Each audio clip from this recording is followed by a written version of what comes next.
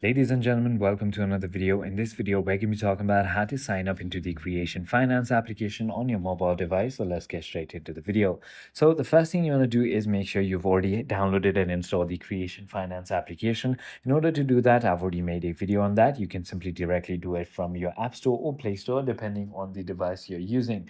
Now, you want to simply go ahead and open the Creation Finance application, scroll all the way down to the bottom until you find the terms and conditions. And once you've done that, you want to go ahead and click on the continue tab. Once you've done that, you're going to be taken to a complete different page where it's going to simply go ahead and ask you for your email. Simply go ahead and enter your email, and it's going to verify whether you have an account or not. If you don't, it's going to send you a verification code to the email that you've entered, and all you need to do is enter that back into the application. And when you do that, it's going to let you create a password and your account will be ready.